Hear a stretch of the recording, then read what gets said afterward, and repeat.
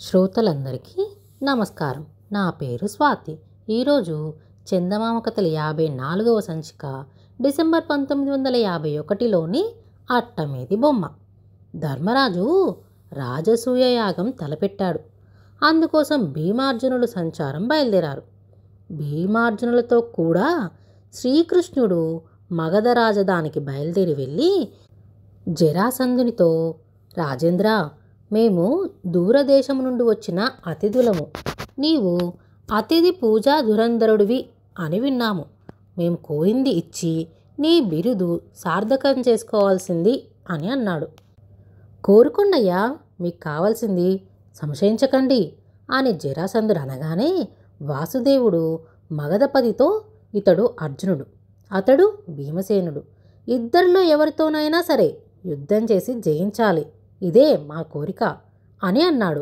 అందుకు జరాసంధుడు, నీవు మధుర నుంచి పారిపోయి సముద్రంలో దాక్కున్న పిరికి పందెవు. అర్జునుడు నాకంటే పిన్నవాడు, బలంలో నాకు తక్కువవాడును, కనుక సమాన బలుడైన భీమునితోనే యుద్ధం చేస్తాను అని అన్నాడు. ఇలా అంటూ జరాసంధుడు ఒక గద భీమునికిచ్చాడు. రెండవది తను తీసుకున్నాడు. నగరు వెలుపల రణరంగమందు ఇద్దరూ తలపడ్డారు. ఆ గదలు తిప్పుతూ ఉంటే చూసే వాళ్ళకి కన్నులు గిరగిరా తిరగసాగినాయి. వారు ఢీకొంటూ ఉంటే పిడుగులు పడ్డట్టు, బ్రహ్మాండమైన ఏనుగులు తొక్కినట్టు చటచటా శబ్దాలు ఎగిసినాయి. కొంతసేపు గదాయుద్ధమైన తర్వాత ఆ మహావీరులు ముష్టి ప్రహారాలు ప్రారంభించారు. ఒకళ్ళనొకళ్ళు పిడికిడి పోట్లు పొడుచుకొనటం చూడగా అతి భయంకరంగా తోచింది. ఒకరికొకరు తీసిపోకుండా పోరు సల్పటం చూసి జరాసంధుని పుట్టు పూర్వోత్తరాలు తెలిసిన శ్రీకృష్ణుడు ఒక పుల్ల తీసి దానిని నిలువున 2 చీలికలు చేసి చూపుతూ భీమునికి సంజ్ఞ చేశాడు. ఈ సంజ్ఞను భీమసేనుడు అందుకుని వెంటనే శత్రువును నేలకు పడగొట్టి వాని కాలు తన కాలితో తొక్కి కాళ్ళకి కాళ్ళు, చేతులకి చేతులు, దేనికది చీల్చివేశాడు. దుష్టుడైన జరాసంధుడు ఇలా హతుడు కావడంతో జనులు హాహాకారాలను రంచారు. కృష్ణార్జునులు భీమసేనుణ్ణి కౌగిలించుకొని అనేక విధాలు మెచ్చుకున్నారు. ఆ తర్వాత ఏం జరిగిందో వచ్చే సంచిక అట్టబొమ్మలో విందాం. 1వ కథ, కలవారి అబ్బాయి. కలవారి అబ్బాయి రాముడను వాడు పండుగకు క్రొత్త ఉడుపులు తొడిగినాడు. తలతలా మెరిసేటి పట్టు చొక్కాయి పట్టులాగు చూసి మురిసెనబ్బాయి. సరిక్రొత్త చొక్కాయి తొడిగిన నాడు ఇంటిలో కూర్చుంటే ఎవడు చూస్తాడు అని మనసులో రాముడు ఊహించినాడు. ఆడుకుంటానమ్మ బయటనన్నాడు. అమ్మ అన్నది బయటికెళ్ళకబ్బాయి, క్రొత్త బట్టలు నీవి మాసిపోతాయి. బయటికెళ్ళావంటే జాగ్రత్త, నీవు బూచులుంటవి ఇంకా తిరిగిరా నీవు. కానీ ఆ అబ్బాయి మాట వింటాడా? అందులోనూ క్రొత్త బట్టలేశాడా? తుదకు మనసును పట్టలేకపోయాడు. గుట్టు చప్పుడుగాను బయటకెళ్ళాడు. బయట ఒక కుర్రాడు ఎదురు వచ్చాడు. వేర్రి బాగులవాడు, కడుపేదవాడు, చింకి బట్టలవాడు, జిబ్బితలవాడు, ఒంటిపై దళసరిగా దుమ్మున్నవాడు. రాముడతనిని ఏవగించుకున్నాడు. చీదరించుక త్రోవ తొలగిపోయాడు. కాని కాలొక అరటి తొక్కపై వేసి పడి చూడసాగాడు ఆకసంకేసి. తల చెరిగిపోయి పలువలు మాసిపోయి మురిగి కాలువ నీట మరకలైపోయి కలవారి అబ్బాయి బాబురన్నాడు. పేద పిల్లడతన్ని లేవదీశాడు. చేయూత ఇచ్చాడు, దుమ్ము దులిపాడు, ప్రేమతో తల నిమిరి బుజ్జగించాడు. భయపడుకు పాపమని ఊరడించాడు. ఇంటి వరకు తాను సాగనంపాడు. రాముడింటికి వచ్చి బోరుమన్నాడు. జరిగింది తల్లితో చెప్పివేశాడు. అతడు దాచక నిజం చెప్పటం వల్ల పల్లెత్తు మాటైన అనలేదు తల్లి. రాముడా రాత్రి ఒక కల దాంచినాడు. మరల ఎదురయ్యాడు పేద పిల్లాడు. కాని అతనిని చూసి రాముడీసారి ఏవగించక తొలగిపోలేదు దారి. రచన బైరాగి. 2వ కథ, తోటకూర వృక్షం. పూర్వం శంభుదాసు, దండపాణి అనే 2 అన్నదమ్ములు ఉండేవారు. శంభుదాసు తన వాటాకు వచ్చిన 4 ఎకరాల భూమి వ్యవసాయం చేసుకు జీవించేవాడు. దండపాని తన 4 ఎకరాలు అమ్మేసి ఆ సొమ్ముతో వర్తకం పెట్టి చూస్తుండగానే లక్షాధికారయ్యాడు. వర్తకంలో లాగా వ్యవసాయంలో గభీమని దశ ఎత్తుకోవటానికి అవకాశం ఉండదు కదా. అందుచేత శంభుదాసు ఎదుగు బొదుగు లేకుండా అలాగే ఉండిపోయాడు. ఒక ఏడు శంభుదాసు తన 4 ఎకరాల పొలంలోనూ ఒక కుంచెడు మేర దున్ని కలుపు తీసి బుట్టెడు తోటకూర విత్తులు తెచ్చి జల్లాడు. చక్కటి వర్షం కురిసింది. విత్తులన్నీ మొలకలెత్తినాయి. కొద్ది రోజుల్లోనే పెరడంతా పెళ్లి కూతురు ముఖంలాగా కలకల్లాడుతూ కనబడింది. రోజు మోపెడు మొక్కలు పట్టుకుపోయి అమ్ముకొచ్చి ఆ సొమ్ముతో అతడు పొట్టబోసుకునేవాడు. ఊళ్ళో నీ తమ్ముడు మహదైశ్వర్యంతో తలతూగుతూ ఉంటే నీవిలాగా కష్టపడ్డమేంటి అని ఎవరైనా అంటే, ఎవరి అదృష్టం వాళ్ళది, వాడి అదృష్టం బాగుండి ఏదో ఇంత సంపాదించుకుంటున్నాడు అని నేను సంతోషించవలసిందే కానీ వాటాకు వెళ్ళకూడదు అని సమాధానం చెప్పి తనకు ఉన్నదానితో తృప్తి పడేవాడే గాని తమ్ముణ్ణి చూసి ఎంత మాత్రమూ అసూయ చెందేవాడు కాదు. పొలంలో పెరిగిన తోటకూర మొక్కలన్నింట్లోకి ఒక మొక్క చాలా జబరుగా పెరిగి చూడటానికి ఎంతో ముచ్చటగా కనబడింది. దాన్ని పీకటానికి మనసొప్పక వదిలేసేసరికి అది ఒక పోక మొక్కంత ఎత్తున ఎదిగింది. ఆ దారిన వచ్చిపోయే రైతులంతా దాన్ని చూసి ఆశ్చర్యపోయి, తోటకూర మళ్ళు మేము చిన్నప్పటి నుంచి వేస్తున్నాం కానీ ఎప్పుడూ ఏ మొక్క ఇంత ఎత్తున ఏపుగా వృక్షంలాగా ఎదగటం ఎరగను అని అన్నారు. ఆ మొక్కనందరూ తలకొక విధంగానూ మెచ్చుకుంటూ ఉండేసరికి అతడు దాన్ని అన్ని మొక్కలకు మళ్ళీను కానీకో అర్ధనాకో అమ్మి వేయకూడదని నిశ్చయించుకున్నాడు. ఇంతకీ అది లావుగా పెరిగి ముదిరిపోయింది గనక పులుసులో వేసుకున్నా కూర వండుకున్నా అంత రుచిగా ఉండదు కూడాను. కనుక దాన్ని ప్రదర్శనానికే ఉంచేయాలి అని నిర్ధారణ చేసుకున్నాడు. మరికొన్నాళ్ళకి ఆ దేశం వెళ్ళే రాజుగారు తన పరివారంతో ఆ దారిన వచ్చి ఆ తోటకూర వృక్షాన్ని చూసి, తోటకూర మొక్క ఏంటి ఇంత భారీగా పెరగడమేంటి అని ఆశ్చర్యపడి దాని మీద మోసుపడ్డారు. అప్పుడు శంభుదాసు, ప్రభూ, ఈ మొక్క నా పెరట్లో ఉంటే ఏంగాను, ఉద్యానవనంలో నాటించవలసిన 1వ జాతి మొక్క అని అన్నాడు. రాజుగారికి బ్రహ్మానందమైంది. శంభుదాసు ఆ చెట్టును చుట్టూ 1 అడుగు కైవారంగల బిల్లుతో సహా పెళ్లగించి రాజుగారి ప్రక్కనే రథం పైన ఉంచి వారి ఆజ్ఞానుసారం తాను కూడా ఆయనతో ఉద్యానవనానికి వెళ్ళి అక్కడ దాన్ని స్వయంగా పాతి చక్కా వచ్చాడు. వచ్చేటప్పుడు రాజుగారు అతనికి పెద్ద వరహాల మూట ఒకటి బహుమతి ఇచ్చి సత్కరించి పంపించారు. తలవని తలంపుగా వచ్చిన ఆ సొమ్ముతో దరిద్రమంతా తీరిపోవటమే కాకుండా శంభుదాసు ఒక్కసారిగా ఐశ్వర్యవంతుడయ్యాడు. ఒక్క తోటకూర చెట్టుతో అతడు ఈ విధంగా అఖండమైన ఐశ్వర్యం సంపాదించాడు అనేసరికి గ్రామస్తులందరికీ అతని పైన అసూయ పుట్టుకొచ్చింది. తక్కిన వాళ్ళ మాటకేం అతడి తమ్ముడికే బాధ కలిగింది. అన్నకు పట్టిన ఉచ్చదశకు సంతోషించటానికి బదులు అతడు విచారించసాగాడు.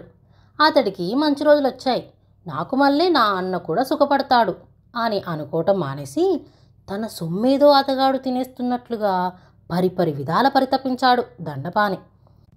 ఏమైనా సరే నేను కూడా రాజు వద్దకు పోయి అన్నకంటే ఎక్కువగా సొమ్ము సంపాదించుకు వస్తే గాని నిద్రపోకూడదు అని తోచింది. అయితే మరి రాజుగారికి ఎటువంటి కానుక పట్టుకెళ్తే బాగుంటుంది అని తీవ్రంగా యోచించాడు.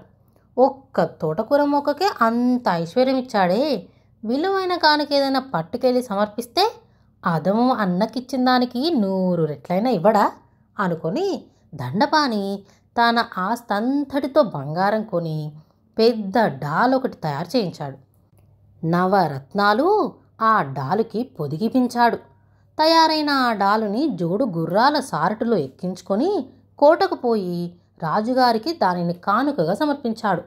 ఆ డాలును చూసేసరికి రాజు బ్రహ్మానంద భరితుడై మంత్రితో, సచివోత్తమా, ఇంత విలువైన కానుకను తెచ్చిన ఇతడికి మనం బదులుగా ఏదైనా ఒక గొప్ప బహుమానం చేయాలయ్యా. ఏమి బహుమానం ఇస్తే బాగుంటుందో బాగా ఆలోచించు అని అన్నాడు. అందుకు మంత్రి, ప్రభు, ఆలోచనకేముంది, ఏనుగులు, లొట్టిపిట్టలు, గుర్రాలు ఇలాంటివి ఏమైనా ఇయ్యొచ్చు. వాటిపైన వరహాల మూటలు వేసి మరీ ఇవ్వవచ్చు అని అన్నాడు. రాజుగారికి ఆ ఆలోచన తృప్తికరంగా తోచలేదు. ఇంత విలువైన డాలును బహుమతిగా ఇవ్వగలిగిన ఇతడు ఎంతో ఐశ్వర్యవంతుడై ఉండాలి. ఇతడికి నేను మళ్ళీ వరహాల మూటలు ఇవ్వటంలో గొప్పే ఉంది. జిలేబీలతో మొహం మొత్తు ఉన్నవాడికి మరో 4 జిలేబీలు వడ్డించడం లాగానే ఉంటుంది ఇది. కనుక అపూర్వమైన వస్తువు ఏదైనా ఇవ్వాలి అని అన్నాడు రాజు. ఏమీ నిర్ధారణ కాక ఆనాటికి సభ చాలించి రాత్రి మళ్ళీ ఆలోచనలో పడ్డాడు. మరునాడు రాజు ఉద్యానవనంలో పచారు చేస్తూ ఉండగా అక్కడ వెన్నెట్లో శంభుదాసు పాతి వెళ్ళిన తోటకూర వృక్షం నదరుగా కంటపడింది. దాన్ని చూడంతోనే రాజుకింతకన్నా అపూర్వమైన వస్తువు ఉండబోదని తోచింది. నవరత్న ఖచ్చితమైన బంగారు డాలు బహుమానం తెచ్చిన దండపానికి ఇది ఒక్కటే తగిన బహుమతిగా తలచాడు. ఆ చెట్టుని బెల్లితో సహా జాగ్రత్తగా తవ్వించి ఆయన బసకు పంపించాడు. ఏనుగులపైన లొట్టబిట్టలపైన వరహాల సంచులు వస్తాయని ఎదురు చూస్తూ ఉన్న దండపానికి ఆ తోటకూర స్తంభం ప్రత్యక్షమయ్యేసరికి గుండె నీరైపోయింది. ఆ తోటకూర వృక్షం ఎదుటికి పోయి నుంచొని, నా ఐశ్వర్యం అంతా హరించిన ఓ స్తంభమా, నిన్ను నేనేం చేసుకోను? చేయగల మరో మొక్క అయితే ఎండబెట్టి పొయ్యిలోనైనా పెట్టుకోవచ్చు, అందుకైనా ఉపయోగించవు కదా నువ్వు అంటూ కంటికి మింటికి ఏకదారగా ఎడవసాగాడు. ఈ కథ రాసినవారు బి. అవివేలు, నల్లగొండ. పెద్దల చిన్నతనాలు. 6 ఏళ్లైనా నిండని పసిబాలుడు. ఆ బాలుని తల్లి తొలిసారిగా షికారుకు తీసుకెళ్ళింది. ఆ పిల్లవాడసలు కన్ను తెరిచి ప్రపంచం చూడటం అదే మొదలు. వారిద్దరూ అలా వెళుతూ ఉండగా దారిలో ఒక బిచ్చగాడు కంటపడ్డాడు. బిచ్చగాడిని చూడటం కూడా ఆ కుర్రవానికి అదే మొదలు. చింపి పాతలు చుట్టబెట్టుకొని, ఎందుకు వచ్చిన బతుకురా దేవుడా అని కళ్ళల్లో ప్రాణాలు పెట్టుకొని రోజులు నెట్టుకుపోతూ ఉండే ఆ ముసలివాని దీనవదనం చూసి చూడటంతోనే బాలుని హృదయం కరిగిపోయింది. తల్లి చంక నుండి గభీమని దిగాడు. ఆ బిచ్చగాన్ని కౌగిలించుకున్నాడు. ప్రేమతో నిమిరాడు. అంతేకాదు, ఆవేదనతో, అమ్మా చూస్తే జాలివేయటం లేదా?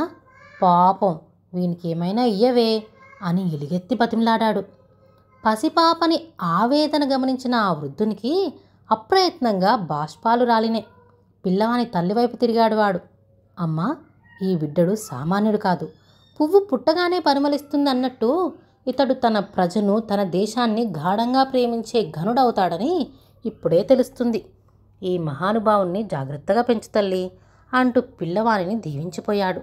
ఆ బిచ్చగాని దీవెన ఫలితంగా నవనీత హృదయుడైన ఆ బాలుడు పెరిగి పెద్దవాడై తన ప్రజల కోసం, కాయ కష్టపడే కార్మికుల సౌఖ్యం కోసం కోరి అష్టకష్టాలు పడ్డాడు. నైతికంగా తన దేశాన్ని ఎన్నో విధాల ఉద్ధరించి అద్భుత చరితుడయ్యాడు. ఏ మహానుభావుడు తన అవసాన దశలో కూడా నా గుండె చీల్చి చూడండి, దానిపైన ఇటలీ అనే 3 అక్షరాలు లిఖితమై ఉంటాయని చెప్పాడో ఆ అకుంఠిత దేశభక్తుడే అలనాటి 6 ఏళ్ల బాలుడు, ప్రపంచానికి మార్గదర్శకుడైన జోసెఫ్ మజిని. 3వ కథ విచిత్ర కవలలు. ఇది 18వ భాగం. ఉదయనుడు బంగారు ద్వారం, వెండి ద్వారం, రత్నాల ద్వారం దాటుకుంటూ, సర్పాలను చంపుకుంటూ ఆ దేవి వరకు ఎలా వచ్చాడో చివరి సంచికలో విన్నాం కదా. కొద్దిసేపటికే పొగ మాయమైంది. మళ్ళీ అడుగు ముందుకు వేసేసరికల్లా రకరకాల శబ్దాలతో గుహంతా మారుమ్రోగింది. అయినా ఉదయనుడు చెలించలేదు. దేవికి ఎదురుగా నిలిచాడు. ఇందరు అమాయకుల ప్రాణాలను బలి కోరటం నీకు న్యాయమేనా తల్లి? ఆ దుర్మార్గుడికి మరింత బలం ప్రసాదించటంలో లోకానికి మేలేమిటి తల్లి అని అన్నాడు. దేవి ఉలకలేదు, పలకలేదు. ఇంతవరకు నిద్రాహారాలు లేక పడరాని కష్టాలు పడ్డాము. ప్రాణాలు పోయినా సరే వాడిని హతమార్చనదే పోను. వాడి ప్రాణాలు ఎక్కడున్నాయో చెప్పి పుణ్యం కట్టుకో అన్నాడు మళ్ళీ ఉదయనుడు. దీనికి సమాధానం చెప్పలేదు దేవి. ఇది పని కాదని ఉదయనుడు దేవి చేతిలో ఉన్న గద్దని తన కత్తితో ఒక్క వ్రేటుకి నరికివేశాడు. గద్ద కాస్త అగ్నిగుండంలో పడింది. అలా పడిందో లేదో దేవి విగ్రహం ఒక్కసారిగా మాయమై ఆ ప్రదేశమంతా బ్రహ్మాండమైన వెలుగుతో నిండిపోయింది. ఉదయనుడు గిరుక్కున వెనక్కి తిరిగి చూశాడు. అంతకుముందు తాను దాటి వచ్చిన ద్వారాలు, గదులు ఏవీ లేవు. అంతా ఒక ఎడారిలా తయారైంది. ఉదయనుడు తిరుగుముఖం పట్టాడు. అంతకుముందు రత్నాల ద్వారం ఉన్న చోట రత్నాలతో పొదగబడిన ఒక బాతుగుడ్డు వంటి గుడ్డు కనిపించింది. దానిని తీసుకొని మరికొంత దూరం వచ్చేసరికి అలాంటిదే వెండిగుడ్డు కనిపించింది. అది తీసుకొని మరికొంత దూరం వెళ్ళేసరికి బంగారు గుడ్డు కనిపించింది. దానిని తీసుకొని ముందుకు సాగేసరికి గడ్డపువాడు వేలాడతీయబడిన గది కూడా కనిపించకుండా పోయింది. ఉదయనుడు విస్తుపోతూ పాతాళంలోంచి బయటకొచ్చాడు. అప్పుడే రాక్షసుడి సేవకులు వచ్చి చుట్టుముట్టారు. వాళ్లతో పాటు కొలనులో హంసరూపంలో ఉంటున్న వాళ్ళు కూడా మామూలు స్వరూపాలు పొంది వచ్చేశారు. సోదరుడు కనబడగానే సంధ్య ఒక్క పరుగున వచ్చి కౌగిలించుకున్నాడు. అంతలో రాక్షసుడి సేవకులు ఉదయనుడి అమాంతం భుజాలపైకి ఎక్కించుకొని, నీవు దేవుడివే మహారాజా, నీ ధర్మమా అని ఇన్నాళ్లకు మాకు ముక్తి దొరికింది, నీ రుణం ఎలా తీర్చుకుంటామో అన్నారు ఏకకంఠంతో. ఒకడు ఉదయనుడి మొండి చేతిని కారుతున్న రక్తం చూశాడు. చూస్తారేమర్రా, పసరు తెండి అని కేక వేశాడు.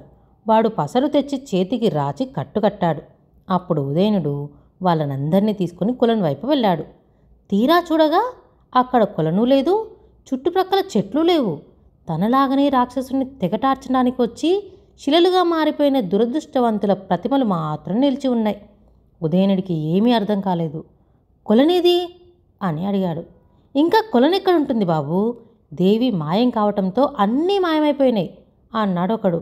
మరైతే ఈ శిలాప్రతిమల గతేంటి అని ఆత్రంతో ప్రశ్నించాడు ఉదయనుడు.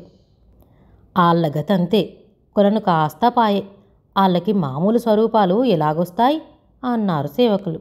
అయ్యో ఎంత దారుణం, నిష్కారణంగా ఇందరి ప్రాణాలు హరించుకోవడానికి కారకున్నయ్యానే అంటూ విచారించసాగాడు ఉదయనుడు.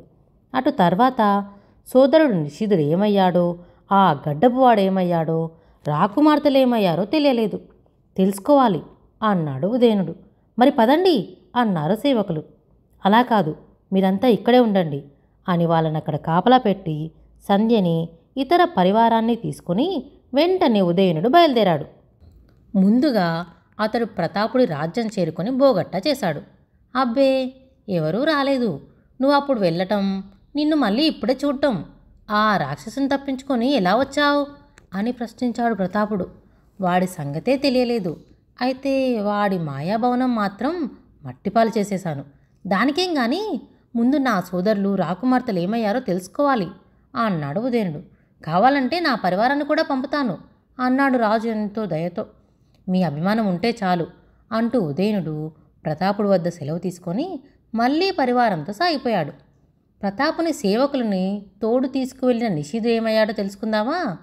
అదను చూసి ప్రతాపుడి సేవకులు నిషిధుడు తల తెగవేసి ఒక అరణ్యంలో పారవేసి చక్కాపోయారు. మరునాడు ఆ చుట్టుపక్కల ఒక ఆశ్రమ ప్రాంతంలో ఉంటున్న ఒక ఋషీశ్వరుడు ఆ దారిన వస్తూ నిషిధుడి తల మొండము చూశాడు. వాటిని తన ఆశ్రమానికి చేర్చి వాటికి సంబంధించిన వాళ్ళెవరైనా వస్తారా అని ఎదురుతెన్నులు చూస్తూ ఉన్నాడు. కొద్ది రోజులకే దానశీల మహారాజు పంపిన ఆయన మంత్రి ఈ ఋషీశ్వరుని ఆశ్రమం చేరుకోవటం తటస్థించింది. నిషిధుడి తల మొండము చూసి గుర్తుపట్టాడు. అయ్యో ఇదేమి ఘోరం అంటూ గుండెలు బాదుకున్నాడు. నాయనా, విచారించి ప్రయోజనం లేదు, దుఃఖించకు, నేను నీ వెంట వస్తాను, కలిసిపోదాం పదా.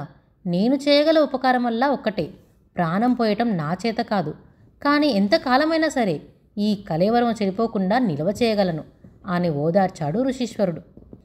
అంతకంటే కావాల్సిందేముంది, ఈ ఆపద సమయంలో మీరు దేవుడిలాగా వచ్చారు. మనం ఈ స్థితిలో శ్రావస్తి చేరుకుంటే చాలు, తర్వాత సంగతి ప్రభువులే ఆలోచించగలరు అని అన్నాడు మంత్రి. అదే ప్రకారం వారు శ్రావస్తి చేరుకున్నారు. నిషూదుడి కలేవరంతో సహా లోపల ప్రవేశించేసరికల్లా అందరూ కొయ్యబారిపోయారు. సంధ్య, ఉదయనుడు వాళ్ళ ముసలి తల్లి పేగులు తరుక్కుపోయేట్టు విలపించారు. రాజు పరివారము దుఃఖసాగరంలో మునిగిపోయారు. ఋషీశ్వరుడు అందరినీ ఓదారుస్తున్నాడు. ఈ స్థితిలో గడ్డపువాడు కూడా ప్రవేశించాడు. అయితే గడ్డపువాడు ఎటువంటి విచిత్రమైన పరిస్థితిలో ఇక్కడ చేరుకున్నాడో తెలుసా? వాడిని తన మాయాభవనంలో వదిలితే ఏదో మాయోపాయం పన్నుతున్నాడని, తనకు ముప్పు తెస్తాడని రాక్షసుడికి మొదటి నుంచి అనుమానమే. అందుచేత సంచారానికి బయలుదేరినప్పుడు వాడిని కూడా తన వెంట తీసుకుపోయాడు. ఒకసారి రాక్షసుడు గడ్డపువాడిని వెంటబెట్టుకొని ఆకాశ మార్గాన సంచరిస్తున్నాడు. దిగువంతా మహాసముద్రం. సరిగ్గా ఇదే స్థితిలో ఉదయనుడు దేవి చేతిపైన ఉండే గద్దెని పడగొట్టడం జరిగింది. ఇక్కడ ఉదయనుడు గద్దెని పడగొట్టడం ఏంటి? ఆకాశ మార్గాన గద్ద రూపంలో ఉన్న రాక్షసుడు నిజరూపం పొంది హరీమంటూ సముద్రంలో పడి ప్రాణాలు విడవడమేంటి? రెండూ ఒకే మాట జరిగినాయి. మరి గెద్దెతో పాటు మన గడ్డపువాడు ఉన్నాడుగా, వాడు సముద్ర మధ్యంలో పడ్డాడు. కానీ శ్రమపడి ప్రయత్నించి 2 రోజుల పాటు ఈదుకొని వచ్చి కొస ప్రాణాలతో ఒడ్డుకి చేరుకొనగలిగాడు. మాయాభవనం మట్టి పాలైందని, ఇక ఏ విధమైన బాధలు ఉండవని గ్రహించాడు గడ్డపువాడు. ముందు సంగతి ఏంటా అని యోచిస్తూ తను చేరుకున్న ఊరేదో అక్కడి వాళ్ళని బోగట్టా చేశాడు. అది శ్రావస్తీ నగరం అని వాళ్ళు చెప్పగానే అతని ఆనందానికి మేరలేకపోయింది. కానీ వాడు ఎంతో ఉత్సాహంతో రాజభవనం ప్రవేశించేసరికల్లా అంతా గోలగోలగా ఉన్నదాయే. అయితేనేం, ఎన్నెన్నో వ్యూహాలు ఛేదించుకు వచ్చిన మునగాడు గడ్డపువాడంటే. ఖ్యాతి పొందిన రాక్షసుడి చేతిలో మసిలినవాడు. మామూలు మానవులలాగా ప్రతి విషయంలోనూ అధైర్యం చెందుతాడా? అందరినీ ఊరడించాడు. ఇప్పటి వరకు అంతా సవ్యంగానే నడిచింది, కంగారు పడొద్దు అని అన్నాడు. ఉదయుణ్ణి చేరవలిచాడు. అబ్బాయి, ఇదంతా ప్రతాపుడి కుట్రే కానీ వేరు కాదు. భస్మాలు అంజనాలు వాడే కాజేసుంటాడు. ముందు వాటిని తిరుగా చిక్కించుకోవాలి. ఈ పని చూడు అని అన్నాడు. క్షణమైనా నిలవలేదు ఉదయనుడు. దానశీల మహారాజు గారి సైన్యాన్ని తీసుకున్నాడు.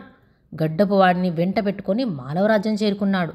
నగరం చూడబోతే పందిళ్లతో పచ్చడి తోరణాలతో కలకల్లాడుతూ ఉంది. ఈ వేడికంతా ఏంటి అని బోగట్టా చేయగా ప్రతాప మహారాజులం గారికి ఒక్కసారిగా 3 మహారాణీలు రాబోతున్నారని అబ్బురంగా చెప్పుకుంటున్నారందరూ. గడ్డపువాడు చెప్పిన సూచనలు అక్షరాల నిజమయ్యేటట్టుగా తోచింది ఉదయనుడికి. ఆశ్చర్యంతో వాళ్ళు మహలు ప్రవేశించారు. పెళ్లిపీటల మీద వరుసన సుహాసిని, సుభాషిని, సుకేషినులు 3 తీర్చి కూర్చొని ఉన్నారు.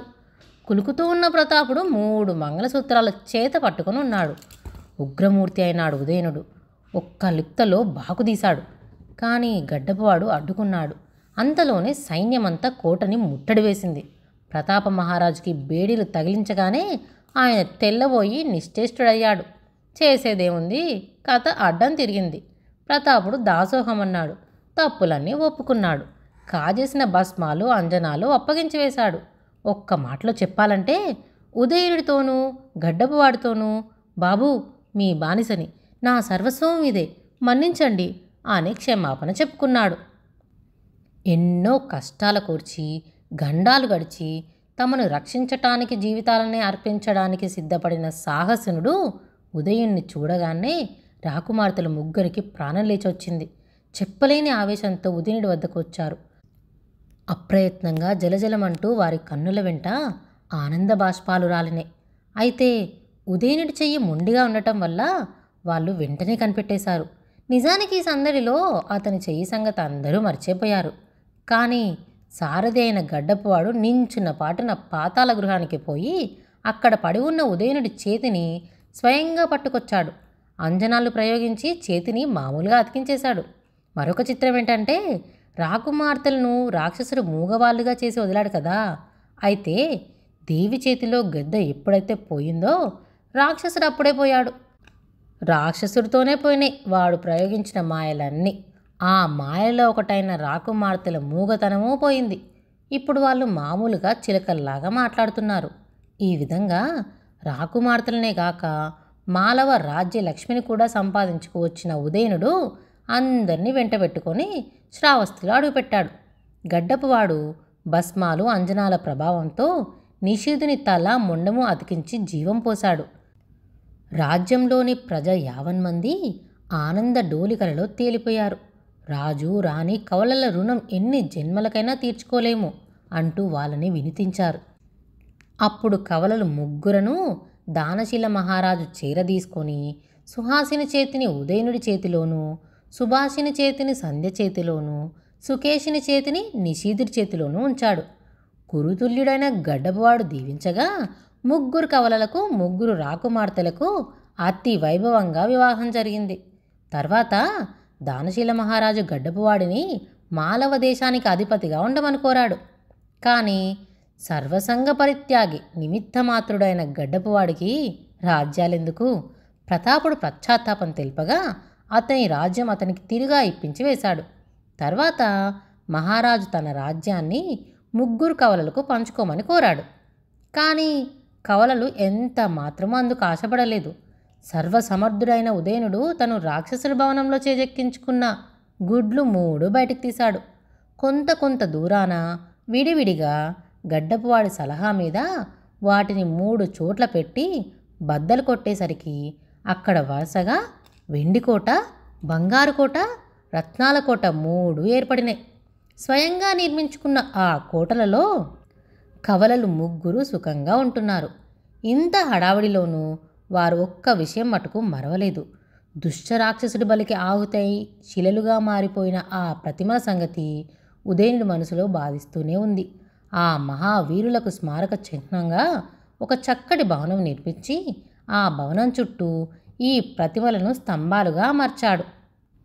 ఇంతటితో విచిత్ర కవలలు కథ కంచికి, మనం ఇంటికి. 4వ కథ 2 బహుమతులు. పూర్వకాలమందు అమరావతిలో ఒక గొప్ప కళా కేంద్రం ఉండేది. దేశాల నుండి విద్యార్థులు వచ్చి ఆ కేంద్రంలో చిత్రకళలు అభ్యసించేవారు. అక్కడి విద్యార్థులందరిలోనూ రత్నఘోషుడు అనే బాలుడు అతి రమణీయమైన చిత్రాలు సృష్టించగలిగేవాడు. అవి చూసిన వారందరూ ఇతడు ముందు గొప్ప చిత్రకారుడవుతాడు, దేశానికి ఖ్యాతి తీసుకువస్తాడు అని అనుకునేవారు. ఆ కళాకేంద్రంలోనే జయప్రద, చంద్రప్రభ అని మరిద్దరు పిల్లవాళ్ళు కూడా చిత్రకళ నేర్చుకుంటున్నారు. 4 రత్నఘోషుణ్ణి ప్రశంసించడం చూసి తోడి వాళ్ళైన ఈ ఇద్దరికి మనస్సులో రకరకాలైన భావాలు కలగజొచ్చినాయి. జయప్రద ఒట్టి కుళ్ళుమోదు. ఎన్నాళ్ళు నేర్పించినప్పటికీ రేఖలు గీయటమే సరిగ్గా చేతనైంది కాదు. ఇక బొమ్మలు వేసేదేమిటి, వాటికి రంగులు పులిమేదేమిటి. 1000 జన్మలెత్తైనా రత్నఘోషుని సమీపాన ఉండటానికే తనకు అర్హత లేదని నిశ్చయించుకున్నాడు. అందుకని క్రమంగా అతనిపైన అసూయ బయలుదేరింది. రత్నఘోషుని పైన లేనిపోని అపనిందలు కల్పించి ప్రచారం చేసి అతని కీర్తి రూపుమాపుదామని సంకల్పించాడు. నాటి నుంచి ఎలాగో రత్నఘోషుణ్ణి ప్రసక్తి తీసుకువచ్చి వాడి కళాకౌశలం ఏంటో నాకు తెలిసినయ్యా, ఆ చిత్తరు వాడికి మాస్టారే వేసి పెట్టారు, లేకపోతే అంత పసందుగా వేయగలడేం వాడి మొహం అని అనేవాడు. మళ్ళీ ఇంకొక బొమ్మ వేయమనండి చూద్దాం అని సవాల్ చేసేవాడు. పోతే 2వ వాడైన చంద్రప్రభ చిత్త వృత్తి వేరు. ఇతడు ఇప్పుడిప్పుడే చిత్రకళ ప్రారంభించాడు. ఏనాడైతే రత్నఘోషుని బొమ్మలను చూశాడో అప్పటినుంచి అతన్ని తన గురువుగా భావించుకున్నాడు. గురువు చిత్తరువులను ఎవరైనా ప్రశంసించినప్పుడు చంద్రప్రభకు ఆనందంతో ఒళ్ళు పులకించేది. ఈ జీవితంలో ఎప్పటికైనా నేను గురువుగారంతటి వాడను కాగలనా? అంతటి చక్కటి బొమ్మలు వేయగలుగుతానా? ఆయనని పొగిడినట్టే నన్ను లోకులు మెచ్చుకునే సుదినం ఏనాటికైనా వస్తుందా అని ఈ మోస్తారుగా అతడు లోలోన ఉవ్విల్లూరుతూ ఉండేవాడు. తన గురువునకు ప్రతికూలంగా చేసే దుష్ప్రచారం చూసినప్పుడల్లా భరించలేక చంద్రప్రభ ఎంతగానో విచారించేవాడు. చంద్రప్రభ రత్నఘోషుని చిత్తరువులనే మనసులో పెట్టుకొని అతి దీక్షతో పనిచేసాగాడు. నిద్రలో కూడా అతనికి ఇదే ఆలాపన. అబ్బా, రత్నఘోషుని బొమ్మకు నా బొమ్మకు ఎంత వ్యత్యాసం ఉన్నదో, అతని బొమ్మలాగా సరిగ్గా నేను ఎప్పటికి వేయగలనో అని తప్పించిపోయేవాడు. కొద్ది కాలం కృషి చేయగానే అతని బొమ్మలు రత్నఘోషుని బొమ్మలకు సమీపానికి రాసాగినాయి. ఇద్దరి బొమ్మలకు చాలా పోలికలు కనబడొచ్చినాయి. ఈ ఊత చూసుకొని చంద్రప్రభ నేను త్వరలోనే రత్నఘోషుని అయిపోతాను అని ధైర్యం చెందాడు. ఇలా ఉండగా ఒకసారి కళాకేంద్రంలో ఒక బ్రహ్మాండమైన చిత్ర ప్రదర్శనం జరిగింది. ఆ ప్రదర్శనానికి ఖండాంతరాల నుండి పేరు మోసిన చిత్రకారులు వారి వారి చిత్రాలను పంపించారు. ఈ ప్రదర్శనానికి రత్నఘోషుడు కూడా ఒక చిత్తరువు తయారు చేశాడు. అంతా పూర్తయింది. ఇంకా తైలంతో మెరుగు పెట్టడమే తర్వాయి. రత్నఘోషుడు చిత్రించిన చిత్రాలన్నింటిలో ఇది మేటి చిత్రం. బహుమతి అతనికే వస్తుందని లోకం కోడై కూసింది. రత్నఘోషునికి ఇంతటి కీర్తి వస్తుందంటే జయప్రభకు కన్ను కుట్టింది. తనకు ఎలానూ ఊరు పేరు లేదు, స్నేహితుడికి ఖ్యాతి రావటం సహించలేడు. అందుకని అసూయాగ్రస్తుడై జయప్రభ ఏం చేశాడంటే, రత్నఘోషుడు ఆదమర్చి ఉండగా రాత్రికి అతని ఇంటికి వెళ్ళాడు. మాయోపాయం చేసి కూడా తెచ్చిన ద్రావకాన్ని తీసి రత్నఘోషుడు చిత్రానికి వేయదలిచిన తైలంలో కలిపివేశాడు. రత్నఘోషుడు తన చిత్రానికి మెరుగులు పెట్టి అద్భుతంగా ముగించాడు. మరునాడు ప్రదర్శనశాల కిటకిటలాడుతున్నది. రత్నఘోషునికే బహుమతి వస్తుందని ఏనాడో నిశ్చయించుకుని ఉన్న ప్రజ కుతూహలంతో వేచి ఉన్నారు. పరీక్షాధికారులు ముందుగా రత్నఘోషుని బొమ్మకు కట్టి ఉన్న తెరను ఉత్సాహంతో తొలగించారు. ఏమున్నది? బీటలు వారి మచ్చలు తేరిన ఒట్టి రంగులు తప్ప బొమ్మ లేదు, ఆకారం లేదు. అబ్బే, ఇది రత్నఘోషుని చిత్తరు కాదు అన్నారు అందరూ. రత్నఘోషుని చిత్తరు అయి ఉండదు అన్నారు పరీక్షాధికారులు కూడా. రత్నఘోషుడు వచ్చాడు, చూసుకున్నాడు. నేటితో నా పని సరి అంటూ నిస్పృహతో నేల కొరిగాడు. అంతలో చంద్రప్రభ కంగారుగా వచ్చాడు, చూశాడు. ఇదేంటి? ఇది రత్నఘోషుని చిత్తరువే, కానీ ఇలా మారిపోయిందేంటి? కపటం, మాయ, మోస. ఆయన ఈ బొమ్మ వేసినప్పుడు నేను కల్లారా చూశాను. అదిగో అంత లలితమైన రేఖలు వేయగల దివ్యహస్తం ఈ దేశంలో మరెక్కడున్నది? ఏదో దారుణం జరిగింది. నిజం నిలకడ మీద తెలియకపోదు. అధికారులు కనుక్కోవాలి, చర్య తీసుకోవాలి అంటూ అనేక విధాల వాపోయాడు. అధికారులు కూడా రత్నఘోషునికి కలిగిన కష్టదశకు జాలిపడ్డారు. చిత్తరువులోని రేఖలు చూసి ఆశ్చర్యం చెందారు. అయితేనేం, ఆ స్థితిలో అతని చిత్తరువుకు బహుమానం ఇయ్యలేమన్నారు. తర్వాత హాలులోని చిత్రాలన్నింటిలో ఒక్కటి మాత్రం వారికి నచ్చింది. అది ఎవరిది అని చూడగా చంద్రప్రభ వేసిందే. అతనికి బహుమతిచ్చారు. చంద్రప్రభ వెంటనే ఆ బహుమతిని రత్నఘోష్ వద్దకు తీసుకుపోయి, మిత్రమా, నీ కౌశలం ఎటువంటిదో నాకు తెలుసు, లోకానికి తెలుసు, పరీక్షాధికారులకు తెలుసు. కానీ ఏం చేయగలం? దారుణం జరిగింది. అలా జరగని పక్షమందు ఈ దేశంలోనే కాదు, ప్రపంచమంతటా నీ పేరు మ్రోగిపోయేది కదా. ఈ బహుమతి నీదే కానీ నాది కాదు. నేను తీసుకోవటానికి నాకు అర్హత లేదు, కనుక నీవే తీసుకో. నీకు నేను రెండో వానిగా ఉండటమే గౌరవంగా భావిస్తాను. నిన్ను మించటానికి నేను ప్రయత్నిస్తున్నాను. అయితే నేర్పు చేత, సాధన చేతనే నీ అంతటి వాడినవుతాను, కానీ ఇటువంటి తుచ్చ పనుల వల్ల మాత్రం కాదు అంటూ హృదయ ఆవేదన వెల్లడించాడు. చంద్రప్రభ చర్య చూసి పరీక్షాధికారులు నిశ్చేష్టులయ్యారు. ఈసారి 2 బహుమతులు నిర్ణయిస్తున్నాము. చిత్తరుకు బహుమతి పొందటానికి రత్నఘోషుడే అర్హుడైతే సౌశీల్యానికి బహుమతి పొందటానికి చంద్రప్రభ అర్హుడు అని చెప్పి ఇద్దరికి చెరొక బహుమానం ఇచ్చి సన్మానించారు.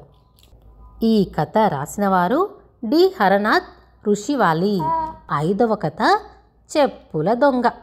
భీమునిపట్నంలో ఒకప్పుడు పతంజలి శాస్త్రి అనే సంపన్న గృహస్థు ఉండేవాడు. ఆయనకు ఉత్తరదేశ యాత్ర చేయాలని బుద్ధి పుట్టి కావలసిన సొమ్ము మూటగట్టుకొని ఒక మంచి రోజున బయలుదేరాడు. పుణ్యక్షేత్రాలు, యాత్రాస్థలాలు ఒక్కొక్కటి చూసుకుంటూ చివరికి ఢిల్లీ చేరుకున్నాడు. ఈ మహానగరంలో చూడతగ్గ వింతలు విశేషాలు ఏంటండి అని ఎదురైన ఒక ఆయన అడిగితే, ఆయన ఒక జాబితా ఏకరు పెట్టి, జుమ్మా మసీదు అనే ఒక గొప్ప మసీదు ఉంది, అది కూడా చూడతగ్గదే అని అన్నాడు. పతంజలి శాస్త్రి సరేనని బయలుదేరి ఒక్కొక్కటే చూసుకుంటూ కొనకి ఆ మసీదుకి చేరుకున్నాడు. ఉత్తర దేశంలో అంతా కాళ్ళకి చెప్పులు తొడుక్కుంటారు. అయితే దక్షిణ దేశంలో తొడుక్కునే వాళ్ళ కన్నా తొడుక్కోని వాళ్ళే ఎక్కువ. పతంజలి శాస్త్రికి కూడా జోడు అలవాట్లేదు. కానీ ఆ ఉత్తరాది యాత్రలో అందరి కాళ్ళను పాదరక్షలు ఉండటం చూసి తను కూడా ఒక జోడు కొనుక్కుంటే బాగుంటుందని తోచింది. అందుకని ఢిల్లీలో మంచి అందమైన చెడావుల జత ఒకటి బేరం చేసి కొన్నాడు. ఆ జోడుతోనే సరదాగా అతడు జుమ్మా మసీదు చూద్దామని వెళ్ళాడు. మసీదు గుమ్మం వద్దనే అందరూ తమ జోలను వదిలి లోపల ప్రవేశించడం చూశాడు. అతను కూడా అలానే చేశాడు. జుమ్మా మసీదు నిజంగా చూడతగ్గ భవనం. కొన్ని కోట్ల రూపాయలు ఖర్చు పెట్టి పూర్వం ఒక ఢిల్లీ చక్రవర్తి దాన్ని కట్టించాడు. ఆ మహాభవనాన్ని చూస్తూ విస్తుపోయాడు పతంజలి శాస్త్రి. అక్కడికి ముసల్మానులు రకరకాల విలువైన దుస్తులతో వచ్చి మోకరిల్లి నమాజు చేసుకుంటున్నారు. అల్లాహు అక్బర్ అనే కేకలు వినపడ్డాయి. వాళ్ళ భక్తికి అతడు మెచ్చుకున్నాడు. అంతా బాగానే ఉంది, కానీ అతని గుండెలో ఒక చిన్న భయం మట్టుకు ప్రవేశించింది. ఇంతమంది తురుష్కుల మధ్య హిందువునైనా నేను ఒంటరిగా ఉండటం ప్రమాదం కాదా? వాళ్ళు తమ మసీదులో హిందువులు ప్రవేశిస్తే ఊరుకుంటారా అని. క్షణంలో ఆ భయం ఎక్కువై శాస్త్రి కలవరపడ్డాడు. ఎవరూ నన్ను గుర్తుపట్టకుండానే ఇక్కడి నుంచి తప్పించుకోవాలి అనుకుంటూ అతడు మెల్లగా వెనక్కి తిరిగాడు. తిరిగేసరికి అప్పుడే మసీదు ప్రవేశించి గుమ్మం వద్ద చడావులు విడుస్తున్న ఆజానుబాహు పఠాను ఒకడు అతనికి కనబడ్డాడు. ఆ నల్లటి జునపాలు, ఎర్రటి కళ్ళు, బుగ్గమీసాలు, విశాలమైన వక్షస్థలం, వీటితో భూమి అదిరేటట్లు నడిచి వస్తున్న అతన్ని చూసేసరికి శాస్త్రి గుండె పీచు పీచుమంది. ఆ పఠాను మొలలో బాకు కూడా ఉంది. అంతకంటే ఏం కావాలి? శాస్త్రి వణకడం మొదలెట్టాడు. లోపల ప్రవేశిస్తూ ఉన్న పఠాను దృష్టి యథాలాపంగా శాస్త్రి పైన పడింది. వెలవెలబోతున్న ఆ ముఖం చూసేసరికి అతడికేదో అనుమానం కలిగింది. శాస్త్రి కేసి చూస్తూనే అడుగులు వేసుకుంటూ లోపలికొచ్చాడు. ఆ పఠాను కన్ను తన మీద పడిందని, ఆ బాకుతో వాడు తన్ను పొడి చేస్తాడేమోనని అనిపించి శాస్త్రి ఊరకలేసుకుంటూ గుమ్మం చేరుకున్నాడు. అదంతా కనబెడుతున్న పఠానికి అనుమానం ఎక్కువై చూస్తూ నిలబడ్డాడు. శాస్త్రి కంగారుగా చెడావులు తొడుక్కొని చప్పుడు చేసుకుంటూ మెట్లు దిగాడు. అరే బద్మాష్, ఈ మద్రాసి నా చెడావులు తొడుక్కుపోతున్నాడే, చెప్పుల దొంగ! ఇందుకా ఈ కాఫర్ ఇక్కడికొచ్చింది అని ఉరిమాడు పఠాను. ఆ చెప్పులు ఆ కాఫర్వే అయి ఉంటాయేమో అన్న ఆలోచన శాస్త్రికి తోచలేదు. ఏమంటే అతడు చూసిన మద్రాసి ఎవడు ఇదివరలో చెప్పులు తొడుక్కొని కనపడనే లేదు. శాస్త్రిని పట్టుకోవాలని పఠాను 2 ఉరకలలో గుమ్మం దగ్గర చేరుకున్నాడు. అతడు తరుముకొస్తున్నాడని గ్రహించి శాస్త్రి ఆ దారిన పోతున్న ఒక టాంగాలోకి ఉరికి బండివాడితో త్వరగా పోని అని అన్నాడు. అరే నిన్ను పారిపోనిస్తానా అంటూ పఠాను మరో టాంగాలో ఎక్కి శాస్త్రిని తరుముకెళ్ళాడు. శాస్త్రి తన బండివానితో, వాడు మన వెంట పడ్డాడు, తప్పించుకు పారిపోవాలి, త్వరగా తోలు, మంచి బహుమానం ఇస్తాను అని అన్నాడు. పోనివ్వకు, వారిని పట్టుకోవాలి, మంచి బహుమానం ఇస్తాను, వేగంగా తోలు అన్నాడు పఠాను తన టాంగా వాళ్ళతో. ముందు శాస్త్రి టాంగా, వెనకాల పఠాను టాంగా వాయు వేగంతో పరిగెత్తసాగినాయి. గంట సేపు పరిగెత్తేసరికి 2 గుర్రాలు కూడా అలసిపోయాయి. అది పని కాదని తోచి పఠాను తన బండిలోంచి దొంగ దొంగ ఆపండి అని కేకలు వేశాడు. ఎదురుగా వస్తున్న వాళ్ళెవరో ఆ కేకలు విని శాస్త్రి బండిని ఆపు చేశారు. శాస్త్రి వాళ్ళ మధ్య దూరి, శరణు శరణు, రక్షించండి, నేను తెలియక మసీదులోకి వెడితే ఈ సాయిబు చంపుదామని తరుముకొస్తున్నాడు అని ఏడుస్తూ చెప్పడం మొదలెట్టాడు. అందుకు పఠాను, అరే ఎంతలో ఎంత కథ అల్లినావురా, నా చడావులు ఎత్తుకొచ్చి కల్లిబొల్లి ఏడుపు ఏడుస్తావు అని అరిచాడు. శాస్త్రి విస్తుపోయి, ఏమిటి నీ చడావులా, నావేవి, నిన్ననే కొన్నాను అంటూ తన పాదరక్షల కేసి చూసుకున్నాడు.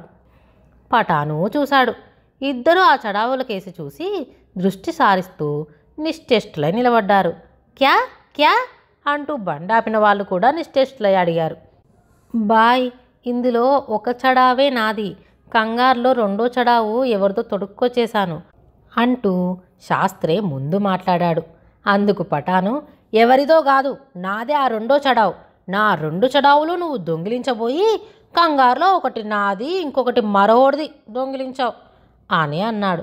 శాస్త్రి, సాహెబ్ గారు, జంజం పట్టుకొని చెబుతున్నాను, ఈ చిన్న చడావు నాదేనండి, చూడండి నా కాలికి ఎలాగ సరిపోయిందో అని నచ్చ చెప్పాడు. పఠాన్ ఆశ్చర్యపోతూ, అయితే ఇప్పుడు నా 2వ చెప్పు కోసం నేను మళ్ళీ మసీద్ దాకా వెళ్ళాలన్నమాట అని అన్నాడు. మీరే కాదు, నేను రావాలి, ఈ ఒంటి చెప్పు వల్ల నాకు మాత్రం ఏం లాభం అన్నాడు శాస్త్రి. వాళ్ళిద్దరూ ఎవరి టాంగాల్లో వాళ్ళు మసీదుకి వెళ్ళారు. సాహెబు తన 2వ చడావు కూడా తొడుక్కుంటూ, శాస్త్రి, ఇవాళ ఎవరికీ లాభం లేని దండుగా బేరం అయిపోయిందోయ్ అని అన్నాడు. శాస్త్రి నవ్వుతూ, ఎవరికీ లాభం లేకపోవటం ఏంటి బాయ్, ఈ 2 టాంగా వాళ్ళకి మంచి కావు దొరికింది కదా అని సలాం చెప్పి చల్లగా వెళ్ళిపోయాడు. ఈ కథ రాసినవారు ఎన్ సూర్యారావు, గుంటూరు. 6వ కథ, అన్నం బొట్లు పెళ్ళి. ఉత్కల దేశాన్ని ఒకప్పుడు ఉపేంద్రవర్మ అనే రాజు పాలించేవాడు. ఆయన తన బావమరిది అయిన భుజంగవర్మను సైన్యాధిపతిగా చేసుకున్నాడు. భుజంగవర్మ పచ్చి దుర్మార్గుడు.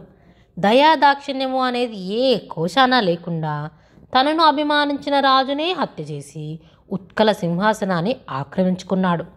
ఈ ఘోరం జరిగే నాటికి యువరాజైన అనంతవర్మ నగరంలో లేడు.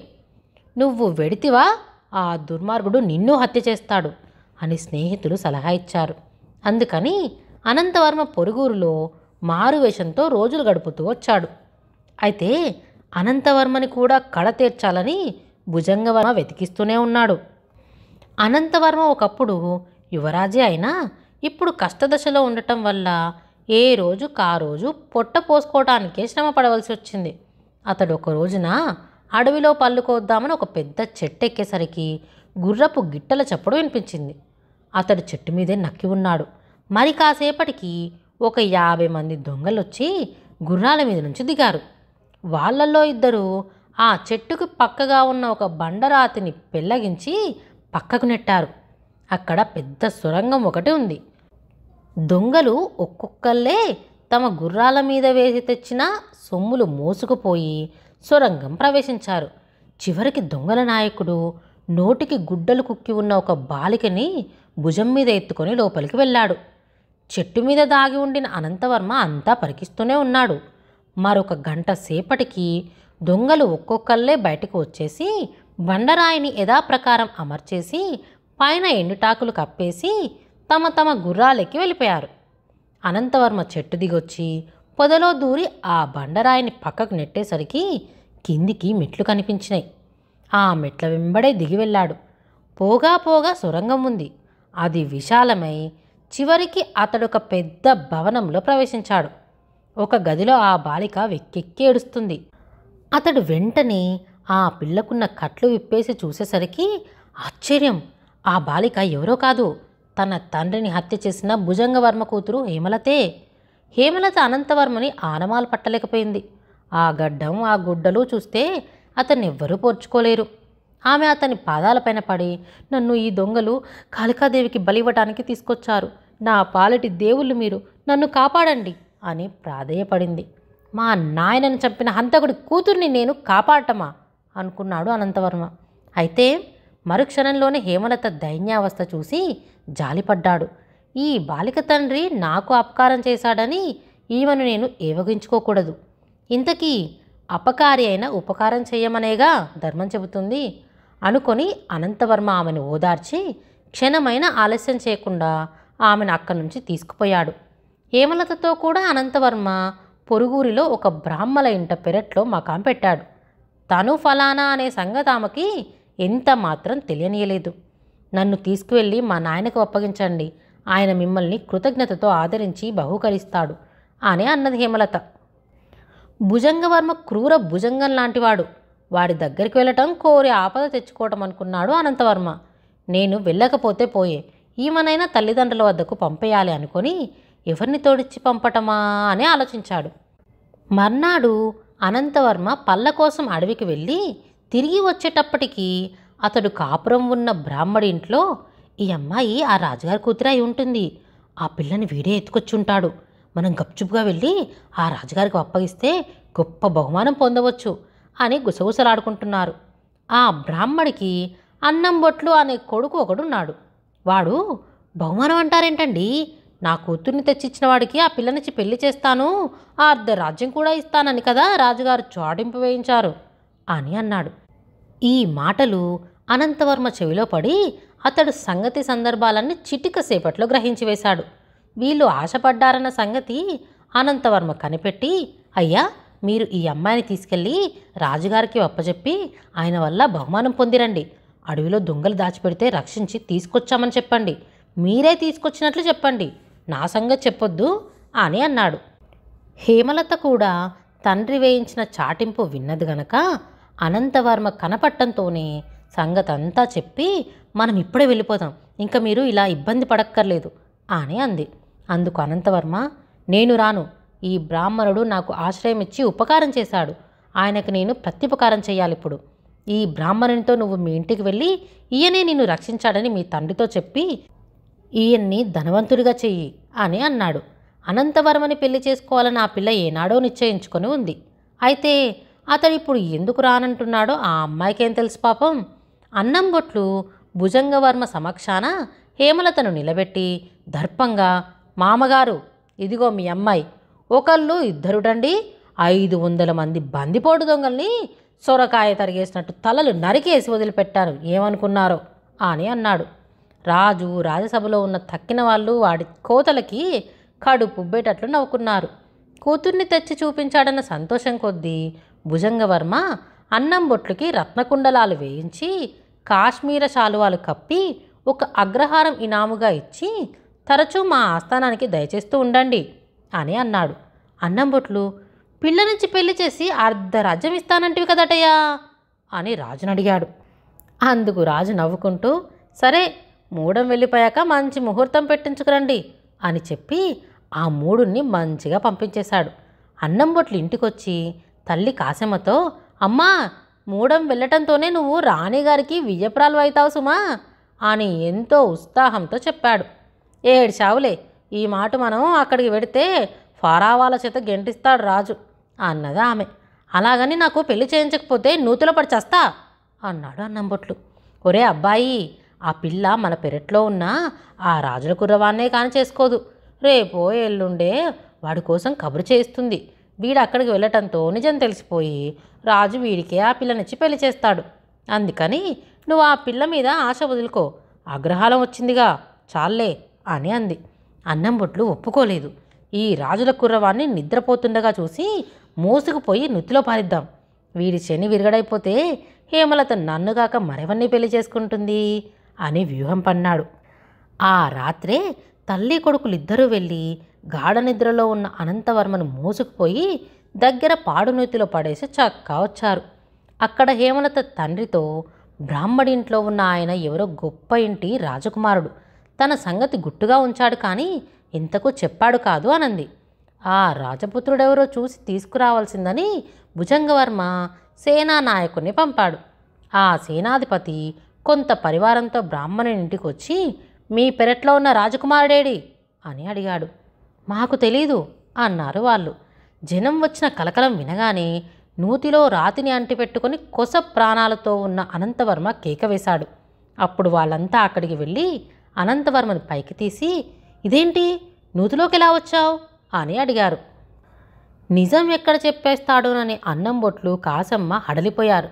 కానీ ఎవరికీ అపకారం చేయటం ఇష్టం లేని అనంతవర్మ యుక్తిగా కాలు జారిపడ్డాను అని చెప్పి ఊరుకున్నాడు. రాను అన్నప్పటికీ వదలక సేనాధిపతి అతన్ని రాజు వద్దకు తీసుకుపోయాడు.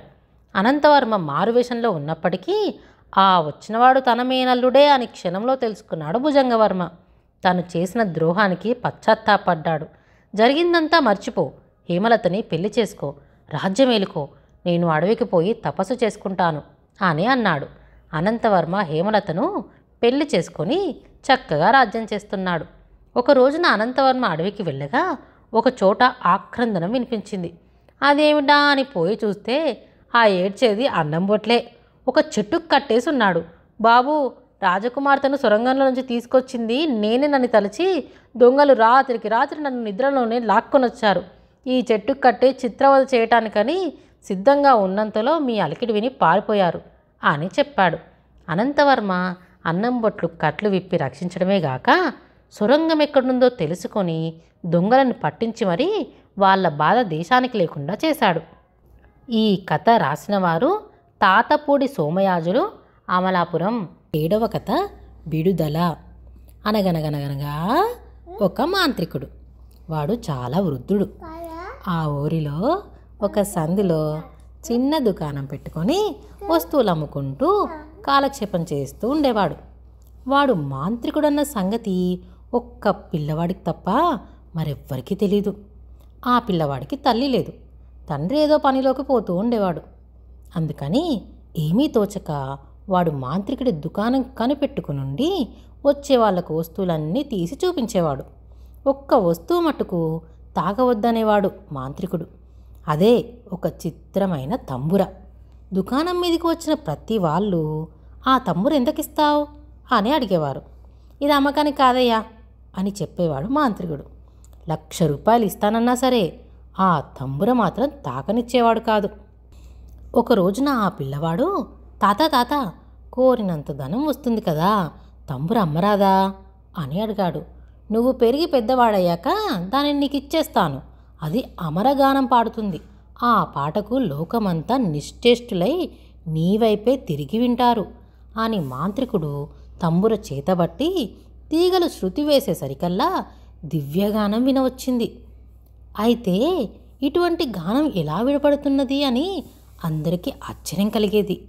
ఈ తంబుర లోపల మాంత్రికుడు ఒక దేవకన్యను బంధించి వేశాడు. ఆమెనిలా బంధించి ఎంతో కాలమైంది. అప్పటినుంచి మాంత్రికుడికి జడిసి అతడు కావాలన్నప్పుడల్లా ఆమె గానం చేస్తూనే ఉంటుంది. ఆ దేవకన్యకు ఈ పిల్లవాడంటే అమిత ప్రేమ. అందుచేత వాడు తంబుర చేత పట్టినప్పుడల్లా అద్భుతమైన దివ్య గానం పాడి వినిపించేది. దేవకన్య చేసే గానానికి పిల్లవాడు ఆనంద బాష్పాలు రాల్చేవాడు. ఇలా ఉండగా బాలుని పుట్టినరోజు పండగ వచ్చింది. ఆ రోజున బాలుడు వచ్చి నమస్కరించగానే వానిని దీవించి, మనవడా, నేను నీకు ఇస్తానన్న తంబురా ఇదిగో, దీనిని నీ ఇష్టం వచ్చినట్లు చేసుకో అని చెప్పి దానిని బహుమతి చేశాడు. అందుకు పిల్లవాడు అబ్బురపడుతూ, నాకు అచ్చంగా ఇచ్చేసావా తాత, నా ఇష్టం వచ్చినట్టు చేసుకోవచ్చా అని మళ్ళీ మళ్ళీ అడిగాడు. చేసుకోవోయ్ మనవడా, దానికి అభ్యంతరం ఏముంది అన్నాడు తాత. వెంటనే పిల్లవాడు తంబుర చేతబట్టి భుజానికి ఆనించుకొని తీగలు మోగించి శృతి చేశాడు. అప్పుడు తంబురలోంచి, నాయనా, నా బిడ్డ, నన్ను ఈ బంధము నుండి విడుదల చెయ్యి, నాకు ప్రియమైన అరణ్యాల్లోకి పోనియి, నా లోకానికి నన్ను చేరుకోనియి అంటూ అతి జాలిగా దీనంగా దేవకన్య పాడింది. పిల్లవాడు సగంలో ఆపివేసి గిరుక్కున్న మాంత్రికుని వైపు తిరిగాడు. తాత తాత, ఈ తంబుర నాకు అచ్చంగా ఇచ్చేశావా, దేవకన్యను బంధం నుండి విడుదల చేయొచ్చా అని ఆత్రంతో అడిగాడు. తంబురలో దేవకన్య ఉన్నదని నీకెలా తెలుసు అన్నాడు ముసలివాడు. అందుకు బాలుడు, దేవకన్య వాక్కులు నాకు అనేక సార్లు వినిపించినాయి. ఈ బంధం నుండి విడిపించమని ఇదివరకు ఎన్నోసార్లు ఆమె నన్ను కోరింది. ఇప్పుడు చేస్తున్న గానంలో అతి దీనంగా ఆమె నన్ను వేడుకుంటున్నది. ఆమె బాధ చూసి ఇక ఎంత మాత్రము నేను సహించలేను. ఈ తంబుర అచ్చంగా నాదే అయితే ఇప్పుడే ఆమెను విడిపించేస్తాను అని తన హృదయంలోని ఆవేదన వెలిబుచ్చాడు. ఆమెను వదిలేస్తావంటే నీవింక దివ్యగానం చేయలేవు. ఆమె దాని లోపల ఉన్నంతసేపే నువ్వు చేసే గానం దివ్యంగా ఉంటుంది. ఆ గానానికి తన్మయత్వం పొంది లోకమంతా నీ పాదాల దగ్గర ఉంటుంది. ఆమెను వదిలేసినప్పటికీ నువ్వు తంబుర మీద పాడవచ్చు. అయితే ఆ పాట బిచ్చగాలు పాడే పాటలాగే ఉంటుంది. దివ్యగానం వల్ల కీర్తి, ఐశ్వర్యం, అధికారం అన్నీ వస్తాయి. కాదంటే దారిద్ర్యంలో ఓలలాడతావు. కనుక ఏ మార్గంలో కావాలో కోరుకో అన్నాడు మాంత్రికుడు. అప్పుడు పిల్లవాడు, తాత, దేవకన్యని నేను బంధించి ఉంచలేను అంటూ తంబుర తీసి నేలనేసి కొట్టాడు. తంబుర ముక్కలు ముక్కలైపోయింది. అందులో నుంచి ఒక దేవకన్య ఎగిరి బయటకొచ్చింది. నాయనా, నీవు మంచి హృదయం కలవాడవు. నన్ను బంధం నుండి విడిపించావు. చాలా సంతోషించాను. ఈ తంబుర లోపల ఇంక నేనుండను. అందుచేత నా మహిమ వల్ల ఇంతవరకు నువ్వు చేస్తూ వచ్చిన దివ్యగానం ఇక ముందు చేయలేవు. అయితే నీ వద్దకు వచ్చి దివ్యగానం చేస్తూ ఉంటాను. అది నువ్వు రాసుకొని గ్రంథస్థం చేసి లోకానికి అందించు. గొప్ప కీర్తి వస్తుంది అని చెప్పి అదృశ్యమైంది. మాంత్రికుడు చిరునవ్వు నవ్వుతూ పగిలిపోయిన తంబుర ముక్కల్ని ఏరి దగ్గరగా చేర్చి అతికించి వేసి ఎప్పటిలాగా దానిని పిల్లవానికిచ్చాడు. మనవడా, నీ త్యాగానికి సాహసానికి మెచ్చాను. ఇదిగో తంబుర తీసుకో, సుఖంగా ఉండు అని వాని చేతికిచ్చి మాయమయ్యాడు. ఈ కథ రాసినవారు కె గంగాబాయ్ దాదర్. ఇట్టి కథలు. పూర్వకాలమందు ఒక గ్రామంలో ఒక సంపన్న గృహస్థు ఉండేవాడు. అతిథి సత్కారం అంటే ఆయనకి ఎంతో ఆసక్తి. ఒక రోజున వారింటికి మార్గస్థుడైన ఒక బ్రాహ్మణుడు అతిథిగా వచ్చాడు. ఒక ఉత్తమ బ్రాహ్మణుడు తన ఇంటికి అతిథిగా వచ్చినందుకు గృహస్థు చాలా సంతోషించాడు. ఆయన్ని ఉచితాసనమందు కూర్చుండబెట్టాడు. గబగబా వంటలు చేయించాడు. వంట కాగానే ఆ బ్రాహ్మణ్ణి స్నానం చేయమన్నాడు. అతిథి గృహస్థు ఇద్దరూ కలిసి భోజనాలకి కూర్చున్నారు.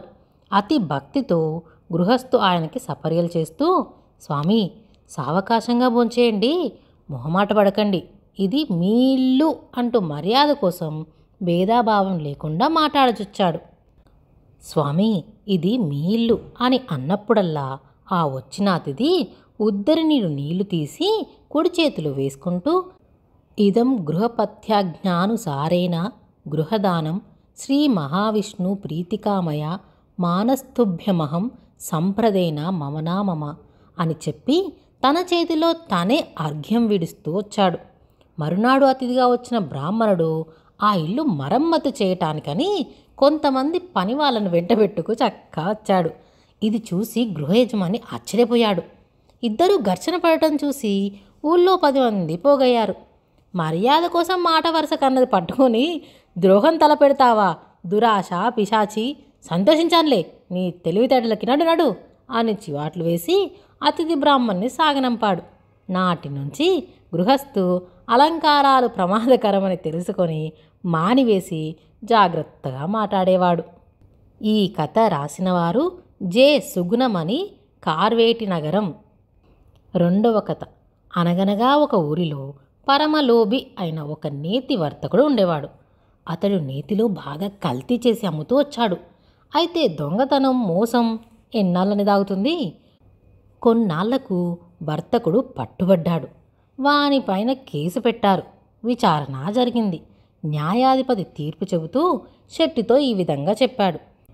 నీవు చేసిన ఈ నేరానికి గాను 1 వీసె కంపు నెయ్యి తాగినా సరే, లేదా 100 కొరడా దెబ్బలు తిన్నా సరే, అది ఇది కాదంటే 100 రూపాయల జరిమానా చెల్లించినా సరే, ఈ 3 నీకు ఏ శిక్ష ఇష్టమైతే దానినే విధిస్తాను, కోరుకో. బాగానే ఉందనుకున్నాడు సావుకారు. కొరడా దెబ్బలు ఎవరు తింటారు? చూస్తూ చూస్తూ 1 కాదు 2 కాదు 100 రూపాయల జరిమానా మాత్రం ఎలా ఇచ్చుకోగలను? కనుక ఎట్లాగో కళ్ళు మూసుకొని 1 వీస కంపు నెయ్యి తాగేస్తే పీడ వదులుతుంది అని అనుకొని మొదటి షరతుకి ఒప్పుకున్నాడు. న్యాయాధిపతి వెంటనే 1 వీసెడు కంపు నెయ్యి తెప్పించాడు.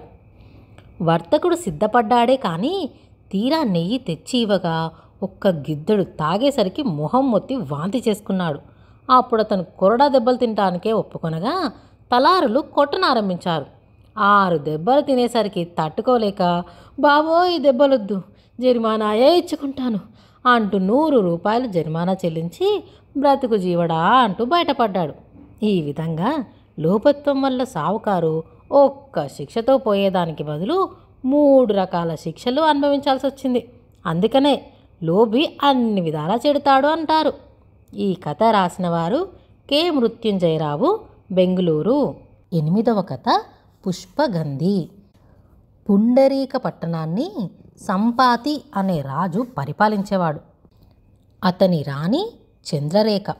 ఎన్నాళ్లకు వారికి సంతతి లేకపోగా రాజు అరణ్యాలకు పోయి ఘోర తపస్సు చేశాడు.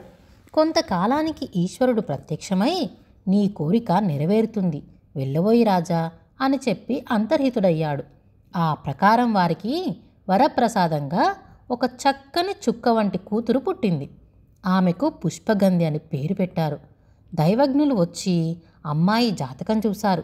అన్ని విషయాల్లోనూ చాలా దివ్యంగా ఉంది, కానీ ఒక్కటే లోపం అని అన్నారు. అదేంటి అని రాజు ఆత్రంతో ప్రశ్నించగా, పెళ్ళైన 9వ నాడు ఈమెకు భర్తగండం కలగవచ్చు అని అన్నారు. ఈ మాట విన్నప్పటి నుంచి రాజు రాణి దిగులు పెట్టుకున్నారు. పుష్పగంధికి యుక్త వయస్సు వచ్చింది.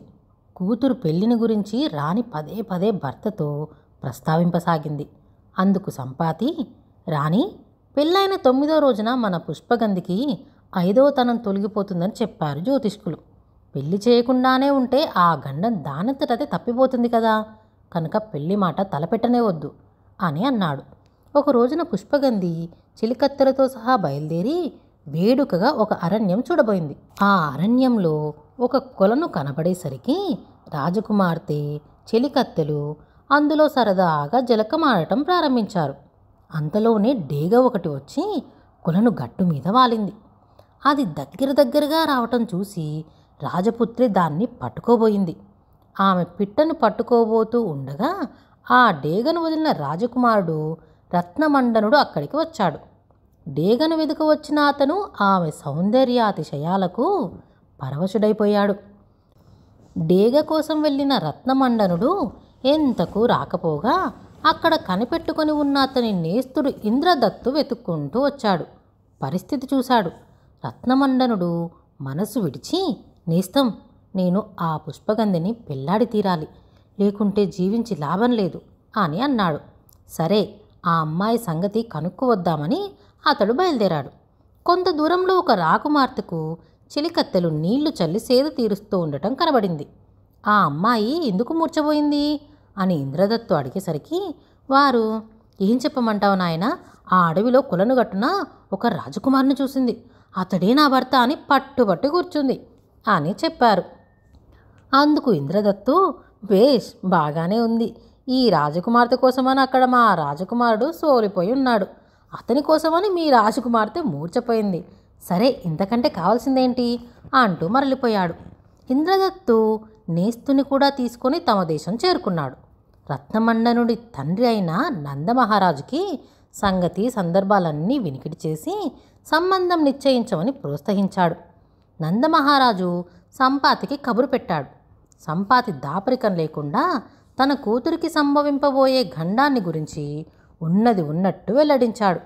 నందమహారాజు కొడుకుతో ఈ సంగతి చెప్పి ఈ పెళ్లి మానిపించుదామని యత్నించాడు. కానీ వద్దన్న కొద్దీ రత్నమండనుడు భీష్మింపసాగాడు. చేసేది లేక నందమహారాజు అంగీకరించాడు. అతి వైభవంగా వివాహం జరిగింది. రత్నమండనుడు పుష్పగంధిని వెంటబెట్టుకొని రత్నపురికి వెళ్ళాడు. పెళ్ళైన తర్వాత 8 రోజులు ఇట్టే గడిచినాయి. 9వ నాడు రాత్రి షికారిపోయి వస్తున్నాడు రత్నమండనుడు. ఆ చీకటిలో అతడు ఇంటికి మరలిపోతూ ఉండగా ఎవరో అతన్ని పేరు పెట్టి పిలిచినట్టయింది. ఆ కేక వచ్చిన చెట్టు వైపు గిరుక్కున తిరిగి చూసేసరికి ఒక భయంకరమైన విగ్రహం అవుపించింది. పొడువు కూరలు, కూరమీసాలు, బాణ కడుపు ఇలాంటి లక్షణాలు గల బ్రహ్మ రాక్షసుడివాడు. ఆకలేస్తుంది, రా రా మింగేస్తా అంటూ గర్జించాడు ఆ రాక్షసుడు. అప్పుడు జ్ఞాపకం వచ్చింది రత్నమండనుడికి పుష్పగంధి జాతకంలో భర్తగండం ఉన్న సంగతి. ఓహో, ఇదే కామాలు, జ్యోతిష్కులు చెప్పిన గండం. ఏమో అనుకుని ఉపేక్ష చేశాను గాని వారి వాక్కు వృధా కాలేదే. కానీ ఏం చేస్తాం అని అనుకున్నాడు. ధైర్యంతో రాక్షసుని ఎదుటికి వెళ్ళి, అయ్యా, ఇదిగో వచ్చాను, నన్ను మింగివేసి నీవు ఆకలి తీర్చుకోవచ్చు. పుట్టిన ప్రతి జీవుడు గిట్టవలసిందే.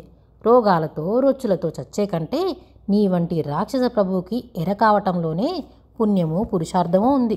అయితే ఒక్క మనవి, నీవు నన్ను ఆకస్మికంగా పట్టేశావు. ఈ మట్టున కబలించి వేస్తివంటే నన్ను కన్న తల్లిదండ్రులకు, కట్టుకున్న భార్యకు ద్రోహం చేసిన వాడినవుతాను. కనుక ఒక్క గంటసేపు నన్నొదులు, నా వాళ్లతో చెప్పేసి వస్తా, ఇదే నా తుది కోరిక అన్నాడు రత్నమండనుడు. సహజంగా పాషాణుడే అయినప్పటికీ ఆ రాక్షసుడి హృదయం కరిగిపోయింది. ఏమంటే రత్నమండనుడు చెప్పిన మాటలు ఎంతో సబబుగా ఉన్నాయి. అయినా ఆటంకం కల్పించుదామని రాక్షసుడు ఒక మాట అన్నాడు. అబ్బాయి, ఏదో చాలా నిజాయితీగా మాటలు చెబుతున్నావు, బాగానే ఉంది. కానీ ఇంటికి వెళితే మరలి రావటం నీ వశం కాదు సుమా. ఇలా చాలామంది చెప్పి తప్పించుకుపోతూ ఉంటారు.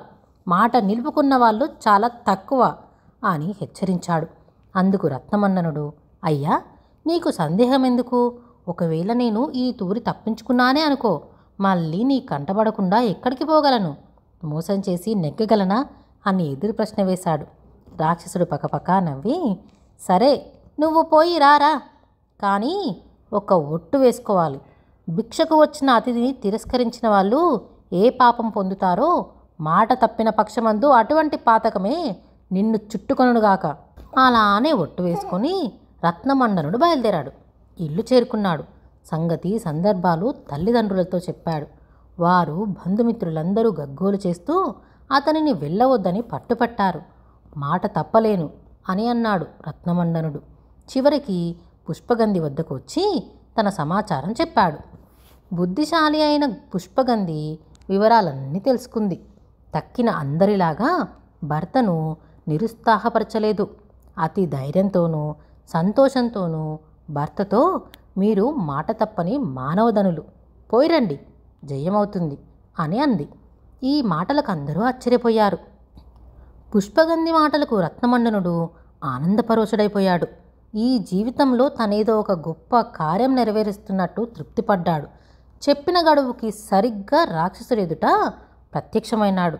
స్వామి, వచ్చాను, ఆకలి తీర్చుకో అని అన్నాడు రత్నమండనుడు. చెట్టు మీద నుంచి రాక్షసుడు దిగివచ్చి రత్నమండనుణ్ణి పట్టుకున్నాడు. అంతలోనే భిక్షాందేహి అన్న మాటలు వినబడినాయి. తిరిగి చూశాడు. ఆ భిక్ష కోరిందెవరు? రత్నమండనుడి భార్య పుష్పగంధి. అంత ఆకలితో ఉన్నప్పటికీ రాక్షసుడు, అమ్మా, ఏమి భిక్ష కావాలి నీకు అని అడిగాడు. పతిభిక్ష అన్నది ఆమె ఎంతో వినయంగా. రాక్షసుడు అదృశ్యమైపోయి ఆ చోటున ఒక దివ్య సుందరుడైన గంధర్వుడు కనిపించాడు. అతడు రత్నమండనుడితో, ఓయి రాజపుత్రుడా, నీ భార్యకు భర్తగండం తప్పింది, మీ కష్టాలు గట్టెక్కినాయి, ఆమె నీకు తగిన భార్య, కుశాగ్రబుద్ధి, నీవు చెప్పిన మాటల వల్లనే అతిథి పూజలో నాకు దీక్ష కలదని ఆమె గ్రహించింది. నీ చేత నేను వేయించిన ఒట్టు నాకే వర్తించేటట్టు చేసి పతిభిక్ష పొందింది. నేను పాపం చేసిన ఒక గంధర్వుడను. శాపవశాన ఈ రాక్షస జన్మ ఎత్తవలసి వచ్చింది. నీ భార్యకు పతిభిక్ష పెట్టగానే నాకు శాప విముక్తి అయిపోయింది అనేటంతలో పైనుండి విమానం వచ్చి గంధర్వుణ్ణి తీసుకుపోయింది. నూతన దంపతులు ఇల్లు చేరుకొని ఆనందంగా ఉంటున్నారు. ఈ కథ రాసినవారు ఆర్ జయవేలు, పాండిచ్చేరి. ఇలాంటి మరెన్నో కథలు వినాలంటే ఈ ఛానల్ని సబ్స్క్రైబ్ చేసుకోండి.